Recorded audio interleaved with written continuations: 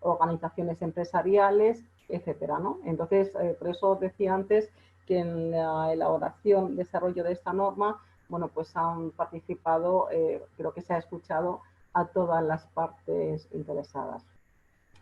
En características principales, bueno, pues en primer lugar, comentaros que contempla la estructura de alto nivel, que es la estructura común de todas las normas ISO de sistemas de gestión, es común con la norma ISO 9001 de gestión de calidad, con la norma ISO 27001 de sistemas de gestión de seguridad de la información, porque hay mandato de ISO de que todas las normas tengan la misma estructura, ¿no? ¿Para qué? Bueno, pues para que resulte luego más fácil de implantar en cada organización cada una de estas normas, sea más fácil nuestra formación, sea más fácil la operación de estos sistemas y sea más fácil también, bueno, pues luego digamos, la auditoría, ¿no?, que se hace de todos estos sistemas. Entonces, uno de los puntos que es novedoso con respecto a la norma OSAS y para los que vengáis de OSAS es que se requiere el análisis del contexto de la organización. Fijaros qué importancia toma también ahora que se analice el contexto de la organización en la cual se está operando. O sea, la gestión de seguridad y salud no puede ser independiente de, bueno, de dónde está operando la empresa, ¿no? Entonces, se debe analizar cuál es el contexto en el que está. Contexto externo, sea el contexto social, económico, incluso político, el contexto legal y ver, bueno, cómo nos impactan todos estos aspectos a nuestra organización y a nuestro sistema de gestión en materia de seguridad y salud. Se tiene que analizar también el contexto interno de la organización y determinar, bueno, pues cómo estamos en cuanto a recursos humanos, cómo estamos en cuanto a formación de esas personas, cómo estamos en cuanto a la cultura preventiva que hay en la organización, etcétera, ¿no?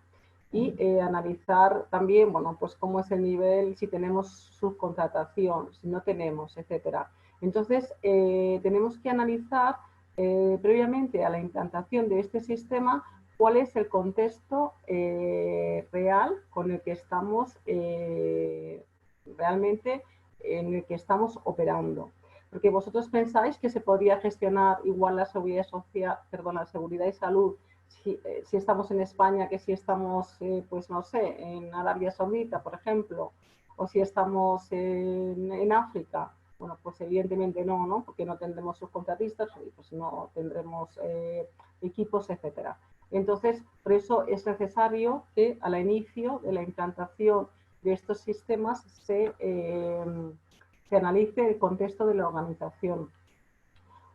Una vez que hacemos este análisis, una de las metodologías que hay después es la aplicación de la metodología DAFO. No sé si la conocéis, pero es un análisis que se hace y en el que se detecta cuáles son las fortalezas y debilidades internas que hay en mi empresa en materia de seguridad y salud y cuáles son las oportunidades y amenazas que hay externamente también a mi empresa en materia de seguridad y salud, ¿no?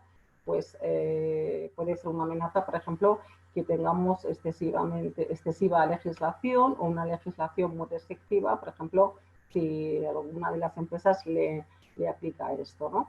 Y después que tengamos identificadas estas oportunidades y amenazas y estas debilidades y fortalezas, tendremos que bueno, pues establecer proyectos o acciones para abordar estas amenazas, ¿no? Y aprovechar estas oportunidades. Si alguno de vosotros después hace el curso con la Cámara de Comercio, pues en este curso lo que se da básicamente son metodologías, ¿no? Metodologías para el cumplimiento de cada uno de los requisitos de esta norma. Otro factor que considera es el de necesidades y expectativas de los trabajadores y de otras partes interesadas. La norma dice que pues a la hora de implantar un sistema de gestión es necesario que se identifiquen cuáles son las expectativas y necesidades de los trabajadores, pero también de otras partes interesadas. Muchas personas preguntan, bueno, ¿por qué hay que tener en cuenta otras partes interesadas dentro de nuestro sistema de gestión y no solo a los trabajadores? Bueno, pues ahora vemos que, por ejemplo, tenemos que tener en cuenta pues, a nuestros clientes que visitan nuestras instalaciones, a cualquier visitante que podamos tener que visite nuestras instalaciones, a nuestros socios, a nuestra casa matriz, el que trabaje en una multinacional. Entonces, en este requisito o en este punto, la norma dice que es necesario, primero, determinar cuáles son las partes interesadas. Habrá empresas que tengan subcontratistas y habrá empresas que no tengan. Habrá empresas que tengan visitantes y otras empresas que no tengan. Entonces, primero hay que identificar cuáles son las partes interesadas relacionadas con la empresa y después hay que establecer unos mecanismos de comunicación con estas partes interesadas para determinar cuáles son sus necesidades y expectativas, ¿no? Pues, por ejemplo, los trabajadores, pues, sus expectativas o sus necesidades van a ser, bueno, pues el trabajo en un lugar seguro, ¿no? Los trabajadores pueden tener también necesidades y expectativas en cuanto a tener un nivel de concienciación y o formación adecuado. Luego, por ejemplo, expectativas de nuestros visitantes, pues los visitantes a nuestras instalaciones, pues será, bueno, pues también tener una experiencia de seguridad en nuestras instalaciones y no estar expuestos a peligros o no estar expuestos a ningún tipo de peligros en materia de seguridad y salud, ¿no? Y justo ahora con la situación que estamos viviendo, pues digamos la expectativa de cualquiera que visite nuestras instalaciones sería eso. Bueno, entonces después de conocer estas necesidades y expectativas, la empresa tiene que determinar cuáles de estas necesidades y expectativas pasa a requisitos del sistema. ¿Qué es un requisito del sistema? Bueno, pues es una obligación que nosotros queremos incorporar dentro del sistema de gestión de seguridad y salud. Y lo incorporaremos en una normativa, en un procedimiento, en fin, de la forma que nosotros consideremos más adecuado.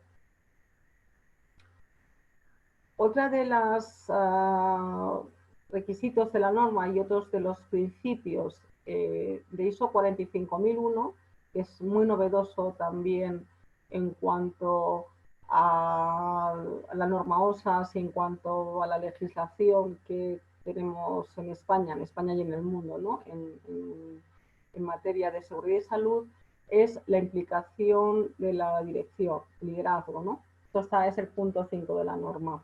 Esa norma establece que la dirección tiene que llevar el liderazgo en materia de seguridad y salud. Liderazgo en el sentido en ser la persona o grupo de personas que ocupen el más alto nivel de la dirección que ejerzan, digamos, de fuerza motor en materia de seguridad y salud. O sea, aquí muchas personas dicen, bueno, en mi empresa sí que tenemos una dirección que dota de todos los recursos para, bueno, pues para que se lleven a cabo todas las medidas que sean necesarias en materia de seguridad y salud, pero no vemos ese liderazgo, ¿no? No vemos que a nivel de alta dirección o a nivel de los altos directores sean las personas que impulsan la seguridad y salud dentro de nuestra organización. Esa situación la encontramos en España en muchos casos y bueno, pues esta norma sí que viene a ser bastante novedosa en ese sentido, ¿no? Establece que la alta dirección tiene que liderar este sistema de gestión de seguridad y salud. Entonces, bueno, se tiene que establecer una política bueno, pues de seguridad y salud. Tiene que ser este líder tiene que ser una persona que apoye y motive y sensibilice a todas las personas en materia de seguridad y salud en el trabajo. O sea, no digo, o sea, el escenario del líder o el director general que, bueno, que dota de los recursos en seguridad y salud, pero que digamos, pues luego lo que quiere es, no quiere saber nada, ¿no? O el resto del tiempo o pues no participa en nada, ¿no? Es una queja que yo creo que todos los que trabajamos en seguridad y salud siempre hemos tenido, ¿no? Entonces, bueno, pues en esta norma ya os digo que es algo que es novedoso y que sí que busca el impulso y que la alta dirección sea motor, ¿no?, en materia de seguridad y salud dentro de la organización. Otro requisito que también es nuevo y es el de consulta y participación de los trabajadores. Es bastante nuevo porque va mucho más allá de lo que se recoge en la Ley de Prevención de Riesgos Laborales en relación a la participación y consulta de los trabajadores, ¿no? En este requisito se incorpora que los trabajadores tienen que ser consultados pues por ejemplo, en el análisis del contexto, en el establecimiento de la política, en la evaluación de riesgos, selección de medidas preventivas. O sea, pone, digamos, al trabajador en el centro, pero también le hace partícipe mediante la consulta y participación de esos trabajadores. Porque también en los escenarios actuales encontramos en las empresas sí, todo se hace para los trabajadores, pero sin su participación, o solo vemos la participación en aquellos aspectos que establece la ley y solo en aquellas empresas que tienen, digamos, representación legal de los trabajadores o comités de empresa. Entonces, aquí le da un papel muy, muy protagonista a la participación de los trabajadores en seguridad y salud, ¿no? Como no puede ser de otra manera, porque la seguridad y salud es de los trabajadores y las decisiones se deben tomar con la participación de los trabajadores a todos los niveles.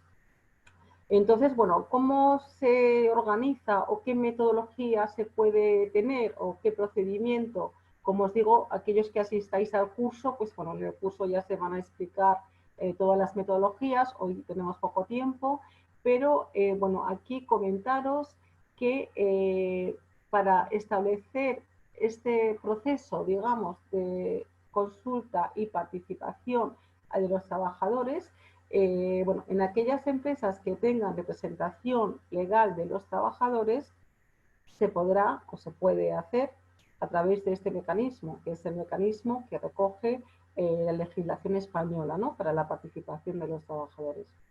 En aquellas empresas que no tienen representación legal de los trabajadores, bueno, pues habrá que establecer cómo estos trabajadores van a participar. Será una participación, por supuesto, voluntaria, eso tiene que ser voluntario, y serán grupos de personas que, bueno, pues que quieran incorporarse a esta actividad, ¿no?, de la gestión de seguridad y salud dentro de su empresa.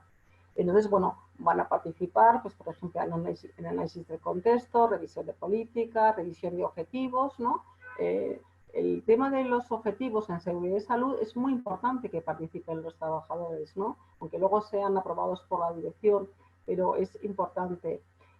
También van a participar en la determinación de cuál es el proceso o procedimiento que se va a seguir para la participación de los trabajadores, y esto yo creo que ahora, precisamente por la situación que estamos viviendo, yo creo que sí que va a haber cierto despertar en las personas, en todos los trabajadores, ¿no?, de querer saber y querer participar en cómo se gestiona la seguridad y salud en mi empresa, en el centro de trabajo en el que yo estoy.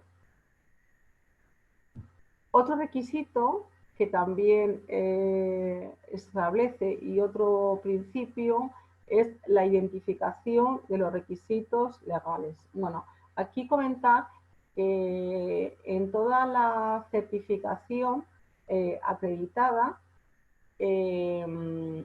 para todas las empresas que quieran implanten esta norma ISO 45001 y después quieran optar a una certificación, el cumplimiento de requisitos legales es básico y es fundamental.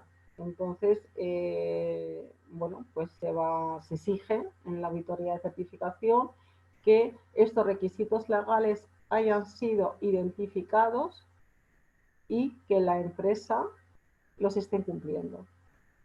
Entonces, para ello debe existir un proceso, un procedimiento dentro de la empresa que establezca cómo se identifican los requisitos legales que me están aplicando, ¿no? Y cómo los aplico y después cómo evalúo que realmente los estoy cumpliendo.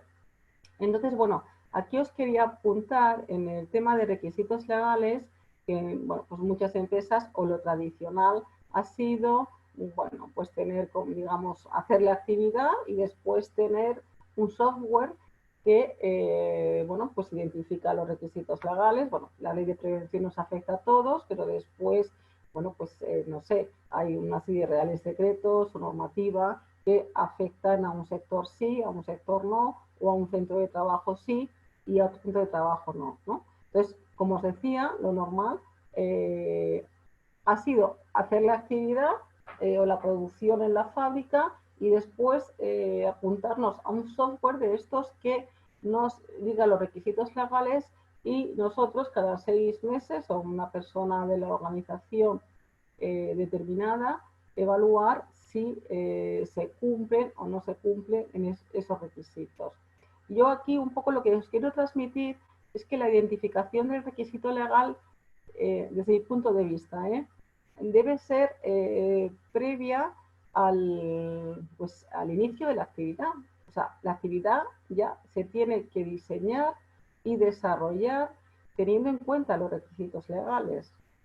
Yo no puedo hacer una obra de construcción o montar un bar o una tienda o lo que sea y después preguntarme qué requisitos legales me aplican en seguridad y salud y si los cumplo o no los cumplo. O sea, desde mi punto de vista, el requisito legal tiene que ser inherente a la actividad y tiene que ser identificado desde el inicio. Y yo diseño mi actividad cumpliendo los requisitos legales. O sea, no hago la actividad y después me pregunto si cumple esos requisitos legales, sino que yo diseño mi actividad, mis centros de trabajo, mis operaciones, ya cumpliendo con los requisitos legales. Entonces, bueno, como os decía, en las empresas debe haber un procedimiento establecido para la identificación de estos requisitos legales y la evaluación del cumplimiento. O sea, la evaluación del cumplimiento se puede hacer pues cada 3 meses, cada 6 meses, etcétera. Y, bueno, pues comprobar si yo tengo que hacer el mantenimiento de extintores o mantenimiento de ascensores una vez al año, pues comprobar, ya os digo, periódicamente si realmente yo estoy cumpliendo con esos planes de mantenimiento o con cualquier requisito legal que me pueda aplicar. Que, como os digo, la ley de prevención de riesgos laborales, esa ya es de aplicación a todas las empresas, ¿no? Con independencia a todas las empresas que tengan trabajadores. Las empresas que no tienen trabajadores no están sujetas a esta legislación. Entonces, cuando haya un trabajador, entonces ya sí que nos aplica la ley de prevención de riesgos laborales. Bueno, Otro de los puntos de esta norma es, bueno, la identificación de los peligros y la evaluación de riesgos. Bueno, este requisito, digamos que, bueno, pues está contemplado en la legislación española y, bueno, pues todas las empresas llevan a cabo su identificación de peligros y su evaluación de riesgos, su planificación de la actividad preventiva y su información a los trabajadores, formación y bueno, pues toda la determinación de medidas en función de esta evaluación de riesgos. Bueno, ahora también por la situación que estamos viviendo y por la vuelta al trabajo, o sea, a los centros de trabajo de las personas, o, bueno, y además también pues, con la apertura al público, digamos, a clientes o a terceros de los centros de trabajo, será necesario bueno, pues actualizar estas evaluaciones de riesgo y si actualizamos la evaluación de riesgos, pues nos tendremos que actualizar la información, la formación, etcétera, todo lo que nos aplique. Otro de los principios de esta norma es la consideración de procesos, ¿no? Los procesos como una secuencia de actividades dentro de la organización.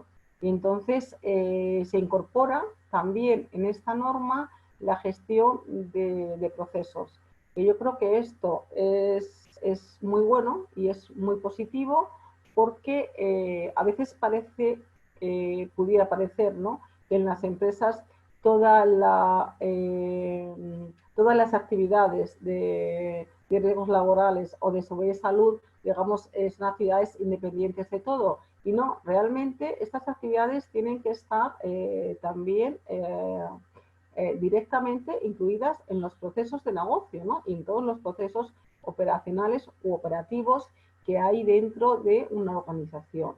Entonces, el control o las medidas que nosotros implantamos en nuestra empresa, pues habrá medidas de control de temperatura, control de ruido, las medidas que haya según el sector, tienen que estar incluidas y tienen que gestionarse como procesos, ¿no? Otro de los requisitos que incluye esta norma es el de control de las compras y subcontratistas.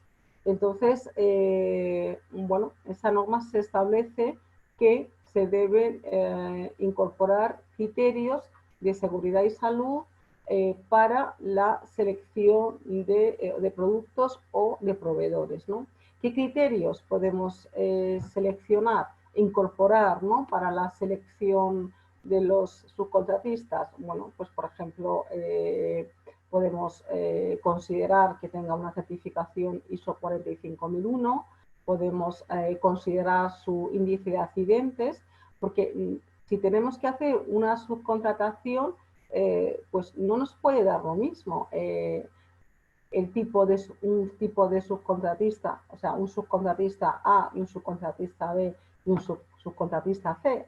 O sea, tendremos que tener en cuenta el desempeño en seguridad y salud que está teniendo este subcontratista e incorporar a los procedimientos generales de la empresa, en los procedimientos de compras y subcontratación o contratación, como se llame, criterios para la selección de estos proveedores y subcontratistas, criterios de seguridad y salud y criterios también para, digamos, la evaluación de estos subcontratistas o estos suministradores. O sea, no nos puede dar igual el comportamiento en seguridad y salud o el desempeño en seguridad y salud que tenga un subcontratista pues cuando viene a nuestra empresa o cuando nosotros estamos haciendo una subcontratación de cualquier actividad.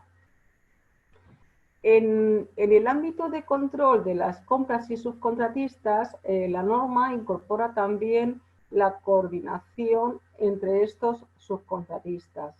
Entonces, bueno, este aspecto en España está recogido en la coordinación de actividades empresariales, que está recogido en la ley de prevención, y luego hay además un Real Decreto que establece la coordinación de actividades empresariales.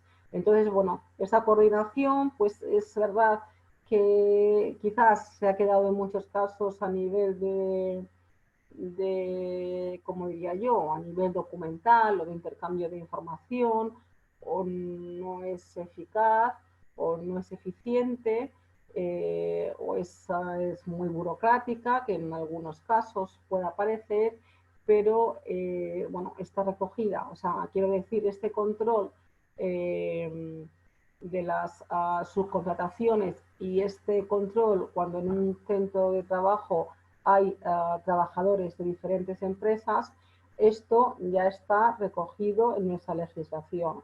Con lo cual, pues quiero también bueno, pues que transmitiros que, bueno, pues que en España, pues, cosas que establece esta norma, pues ya se están haciendo, y se están haciendo además desde hace muchos años, bueno, pues con resultados que nos podrían ser mejorables, como es natural, pero ya se están haciendo, ¿no?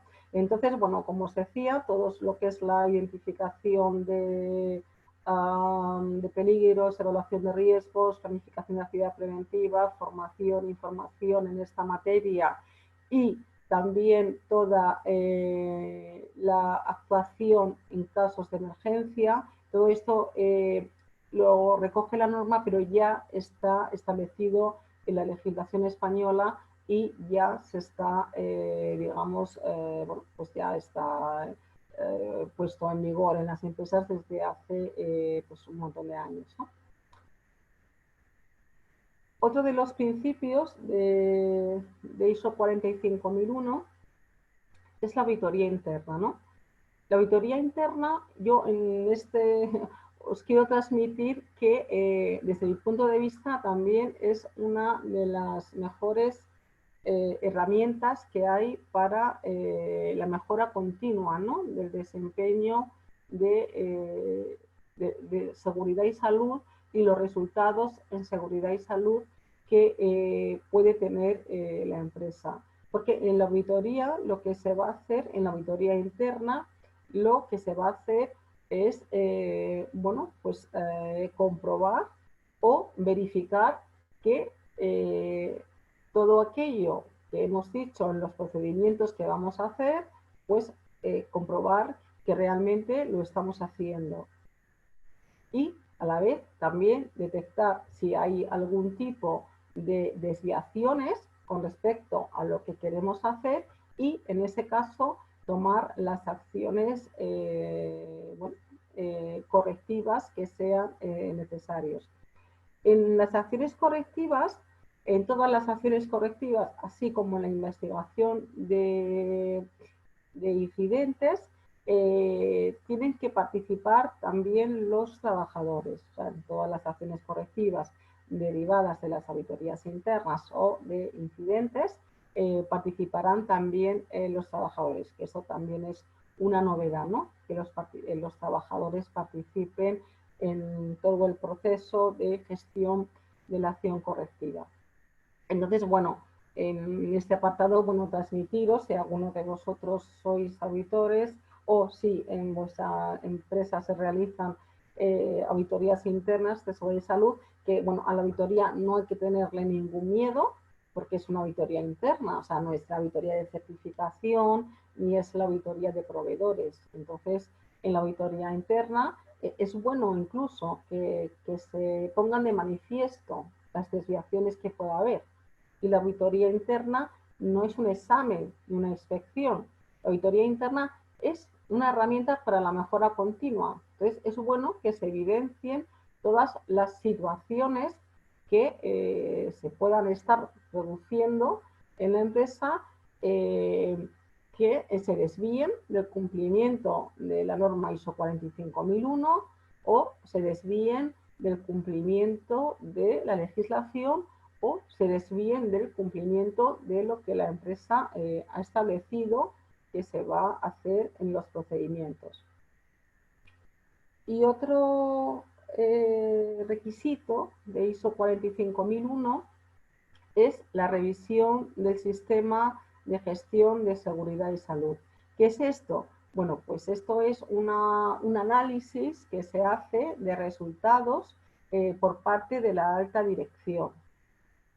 Entonces, la norma dice que tiene que haber una periodicidad establecida para llevar a cabo este análisis o revisión y esa periodicidad, las entidades de certificación para certificar una empresa exigen que esta revisión se haga como mínimo una vez al año, ¿no? Entonces, esto es un análisis que se hace desde el punto de vista, o sea, desde la dirección de cuáles son los resultados que se han obtenido. ¿Resultados en qué? Pues resultados en todos los ámbitos. Entonces, aquí, en esta revisión, se analiza o se pone al día el contexto de la organización. O sea, el contexto de la organización, no lo dije antes, pero es variable. O sea, el análisis del contexto se tiene que hacer o actualizar una vez al año. Y bueno, imaginaos este año si ha cambiado el contexto, ¿no? Desgraciadamente, en materia de seguridad y salud. Bueno, pues en esta revisión es donde se tiene que actualizar el contexto, se tiene que actualizar también las necesidades y las expectativas de los trabajadores y de otras partes interesadas, se tiene que analizar si hay más partes interesadas o si hay otras expectativas nuevas dentro de las que ya habíamos considerado.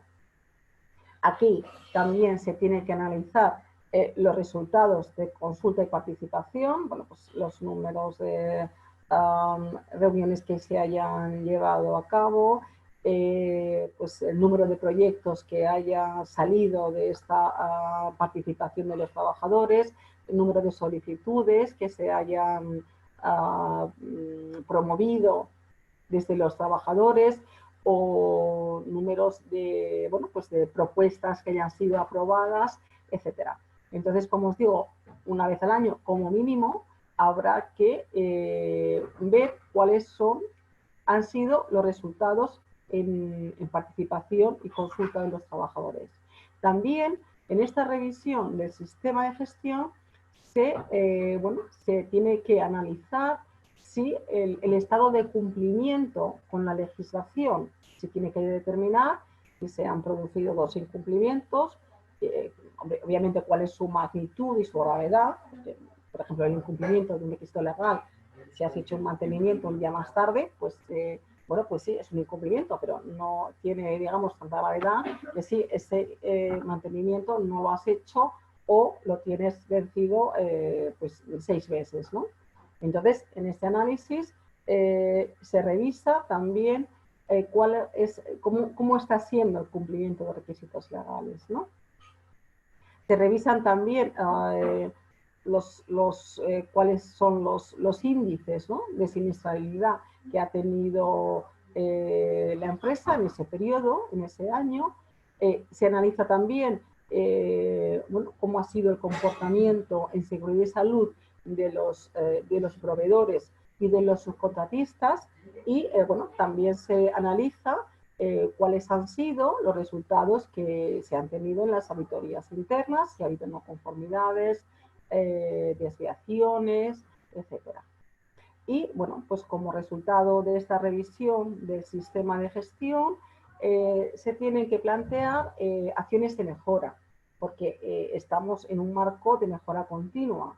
Entonces, cuando se hace esta revisión por parte de la dirección, bueno, pues en base a esos resultados se tienen que acometer objetivos o planes de mejora en bueno, pues para mejorar la seguridad y salud de los trabajadores y otras partes interesadas.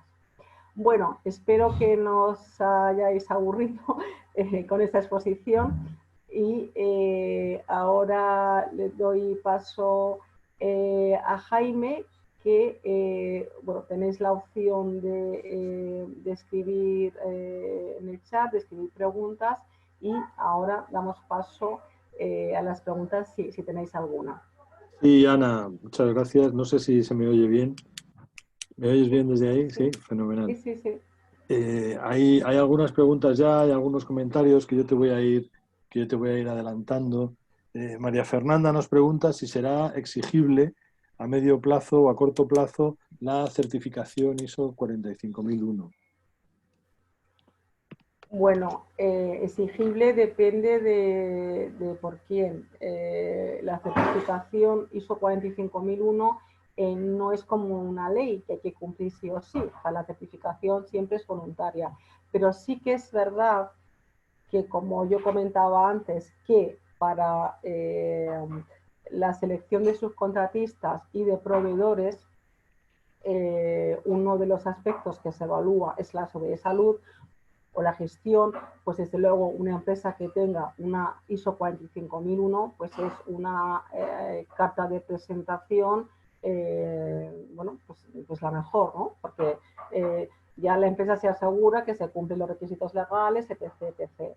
Entonces, y que siempre estamos hablando dentro del ámbito de lo voluntario, yo creo que además ahora, con el peso que está tomando la seguridad y salud en los centros de trabajo, sí que se pedirá.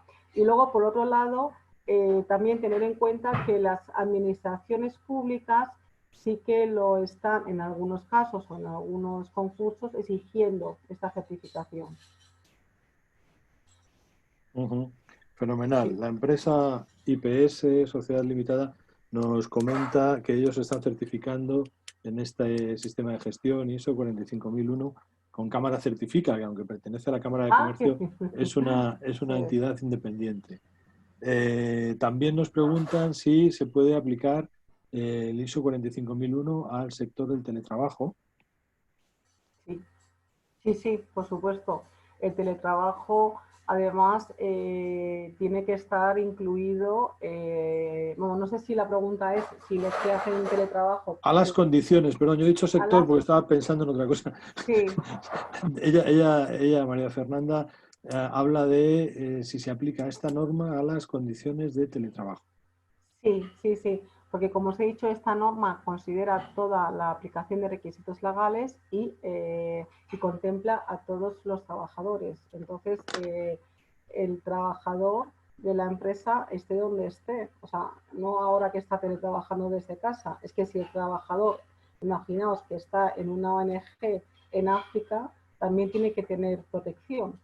Entonces, esto se aplica a todos los trabajadores de la empresa. Es más, o sea, si en España y según la legislación están dentro de la protección los trabajadores con contrato con una empresa, esto se amplía a cualquier relación de trabajo. O sea, digo, un becario, un voluntario de una ONG, y esté realizando el trabajo desde donde lo esté realizando. Y si está realizando desde su casa, pues se tendrá que hacer la evaluación de riesgos con los cuestionarios que han salido ahora, etcétera. Pero Ujú. sí, sí que lo incluye, por supuesto. Paloma, gracias Ana. Paloma Barreiros de Urbaser nos comenta que dice, estoy en medio de la auditoría externa de transición OSAS a 45001 en su empresa. En este cuadro vería importante incluir el apartado 7, apoyo, por la importancia que tiene la Sí, comunicación en esta norma. Es decir, sí. está llena de cuestiones que hay que comunicar. De hecho, ella ahora le están exigiendo un plan de comunicación. Sí, bueno, no se podía incluir en este cuadro todos los requisitos de ISO, he puesto lo más relevante, pero sí, es verdad que la comunicación es bastante importante, y aquí como recomendación, tener en cuenta que la comunicación tiene que estar vinculada a las partes interesadas. Hay gente que pregunta, bueno, ¿y qué tenemos que comunicar? ¿Y a quién? Pues a tus partes interesadas. Si tú tienes visitantes o tienes clientes en tu centro de trabajo, pues tendrás que comunicar a esos, ¿no? Y si no tienes, pues no tienes que comunicar. Entonces sí que es verdad que la comunicación tiene un peso importante y hay que establecer un plan de comunicación. Pero vamos, que el plan de comunicación puede ser una tablita Excel que pues diga cada aspecto que se va a comunicar, quién lo va a comunicar, a quién, cuál es el público, cuál es el método, si es por una conferencia o por escrito, por correo electrónico, y cuál es la periodicidad. Pero sí, sí que es importante la comunicación. La comunicación tiene mucha relevancia en todos los sistemas de gestión. Sí, tenemos alguna pregunta más. Ignacio nos comenta que Ignacio Méndez, que lleva la implantación de 9001, 14001 y actualmente está haciendo la transición de OSAS 18001 a 45001. Y más. Nos dice Paloma Barreiros, otra vez, aporta un concepto. Dice que el concepto de riesgo va más allá del concepto de riesgo laboral en la 45001. Uh-huh. Sí, bueno, hay dos riesgos. Vamos a ver, hay un riesgo asociado a un peligro, que es el peligro que está asociado a tu puesto y a lo que tú haces. O sea, yo hoy no tengo un riesgo ni un peligro de caída en altura. Hoy, ahora mismo no lo tengo.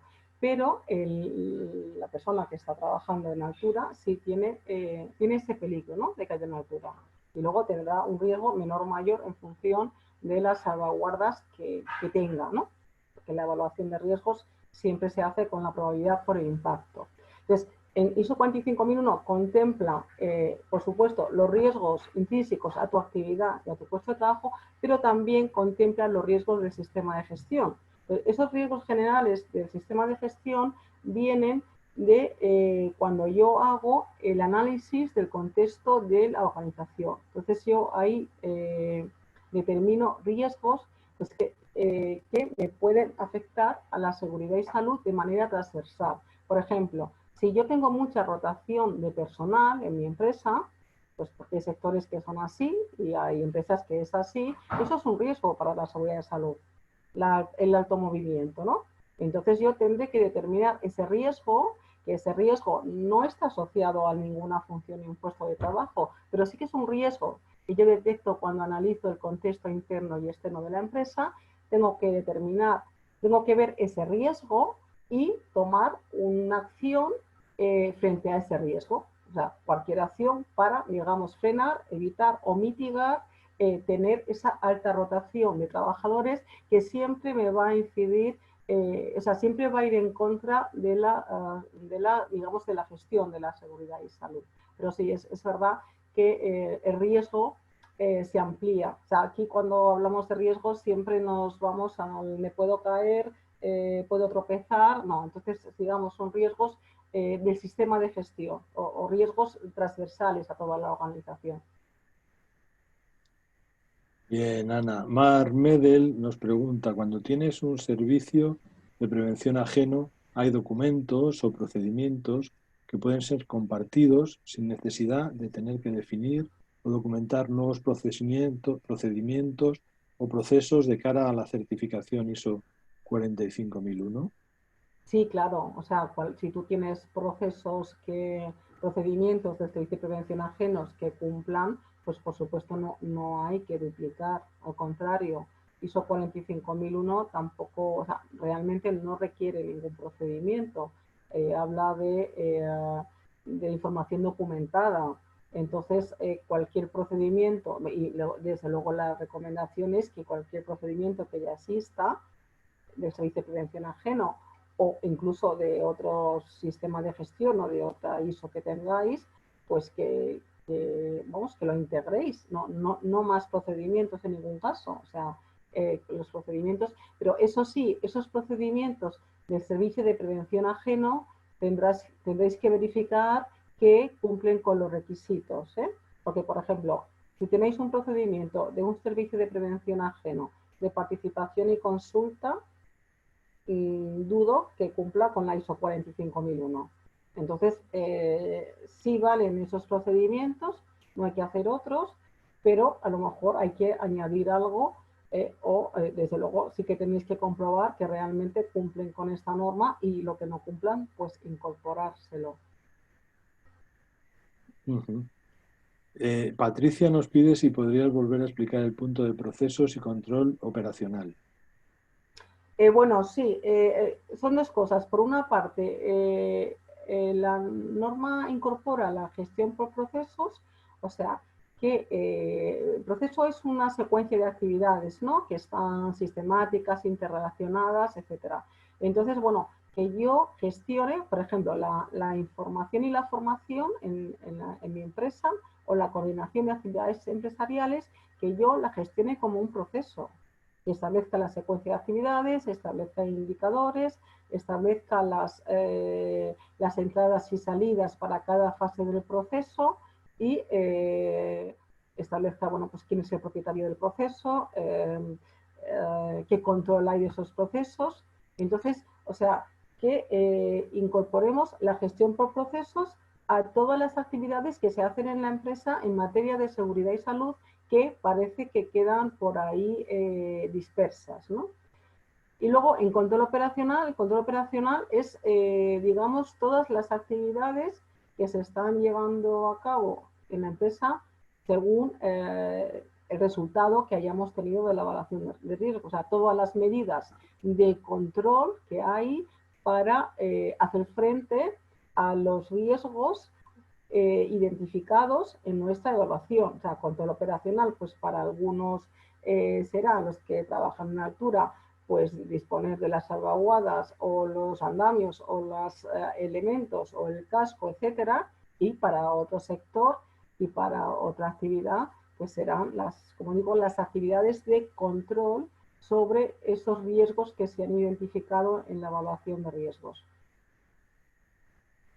Diego Racero nos pregunta si puede tener sentido en pequeños comercios Sí, con un trabajador con la situación actual del coronavirus. sí. Entiende que sería una implantación básica. Hombre, yo creo que ahora con un solo trabajador, bueno, yo creo que ahora en la situación actual de ese comercio con ese trabajador es la protección de ese trabajador y la protección de los clientes o personas que entren a ese comercio. Yo desde luego ahora no me pondría a plantearme la ISO 45001 justo en este momento, ¿no? No me lo plantearía. Te puedes plantear implantarla, pero lo que no haría es plantearme una certificación, ¿no? O sea, ahora es básico proteger a ese trabajador y proteger a esos clientes que antes, o sea, que por eso lo importante del punto de las otras partes interesadas, ¿no? Porque son otras partes interesadas también en seguridad y salud. Ujú. Mira, Mark Medel nos pregunta, ¿por qué es un riesgo la alta rotación de trabajadores? Bueno, a ver, igual alguien piensa que no es un riesgo, eso es mi opinión, ¿eh? Pero la alta rotación de trabajadores en un sector, en una empresa, lo veo un riesgo desde el punto de vista de que esas personas las tienes que volver a formar, a concienciar. Entonces, claro, si tú tienes una alta rotación, pues hay sectores, la agricultura, la hostelería, que cada día tienes un trabajador nuevo, pues a ese trabajador le tienes que volver a concienciar, a formar, etcétera. Y entonces, bueno, pues es posible que no tenga comportamientos seguros, o por lo menos cuando se incorpore. Pero desde luego, para una empresa que quiera asentar una cultura preventiva, una formación, etcétera, si tenemos trabajadores diferentes cada mes, pues es más difícil. O tendríamos que estar partiendo de cero. Y luego además la alta pues, rotación, pues básicamente es eso. Eso es desde mi punto de vista, para mí es un riesgo en materia de seguridad y salud, porque son personas que he tenido menos tiempo de formar, menos tiempo de sensibilizar, menos tiempo de motivar en materia de seguridad y salud. Ujú. Óscar Claver me llama la atención porque me he saltado su pregunta y entonces la busco y te digo que está interesado en saber las diferencias que existen a nivel de indicadores entre esta norma con la OSAS y si se han incluido nuevas directrices exigibles en este sentido. No, la verdad que no, o sea, en el requisito bueno, seguimiento, medición, no hay indicadores nuevos, o sea, específicos, ¿no? Digamos, tendría que ser la empresa la que estableciese los indicadores. Y yo, desde luego, esto animo a que haya muchos indicadores en materia de seguridad y salud, ¿no? No nos quedemos con el número de incidentes o accidentes, sino que busquemos, que vayamos a una gestión por procesos y identifiquemos indicadores para cada proceso que hay en una empresa en materia de seguridad y salud. Bueno, fenomenal. Pues nos dan las gracias distintos asistentes. Desde luego yo te doy las gracias a ti y a todos los asistentes por haber participado. Si alguien tiene alguna cosilla que quiera comentar o alguna pregunta, María Fernanda dice: muchas gracias a la Cámara de Comercio y a Ana Corbalán por la claridad de su exposición. Diego nos da las gracias, Juanma también, de Firekeeping. En fin, todo el mundo nos está agradeciendo y yo quería, pues para finalizar un poco esto, aparte de darte las gracias a ti, Ana, si me dejas compartir la pantalla, Sí, sí, sí. Quería mostrar un momentito el curso que tenemos de esta materia, de ISO 45001 de Seguridad y Salud en el Trabajo. No sé si la estáis viendo. No, yo solo te veo a ti. Ahora sí la estáis viendo. Ahora sí. El curso de ISO 9001 de Seguridad y Salud en el 45 Trabajo. minutos, sí. Eso, 45001. Estaba quitando cosas porque no veía bien la pantalla. Perdón. Son 16 horas lectivas, empieza el próximo día 9 de junio hasta el 12 del mismo mes de junio y tiene esta convocatoria por la situación en la que nos encontramos. La Cámara hace un 15% de descuento a todos los asistentes. Enviaremos información del curso, un enlace para poder acceder a la grabación de esta sesión informativa, de este webinar. Y bueno, y a continuación va a hablaros María Encinas, que es la jefa de formación continua de algunos otros temas relacionados con la Cámara. Muchas gracias a todos los asistentes, gracias Ana y muchas gracias María por venir a vernos. Hola, ¿qué tal? Buenas tardes Ana.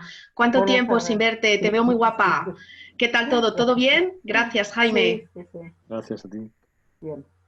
Bueno, oye, muchas gracias por acompañarnos en este webinar, muchas gracias a todos los asistentes que, como siempre, bueno, nos han querido acompañar. Ha habido más de 78 personas y eso es todo un placer tenerles aquí por la tarde con nosotros con temas tan interesantes como son las normativas ISO, ¿verdad? Que además Ana es toda una experta en ellas y viene colaborando con la Cámara desde hace ya algunos años con mucho éxito.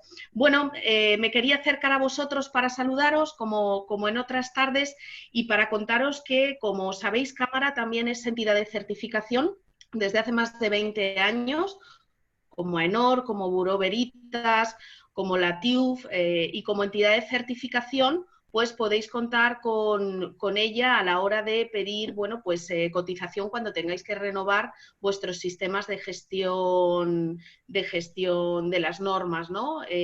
Para, bueno, pues valorar en esas ocasiones si merece la pena cambiar. ¿Qué ventajas tiene trabajar con la Cámara? Bueno, pues estamos especializados en pymes, con lo cual damos un servicio y una cobertura y una atención muy personalizada a las empresas y contamos con auditores de toda confianza que aportan valor añadido a las empresas con las que trabajan y que tienen que auditar año tras año.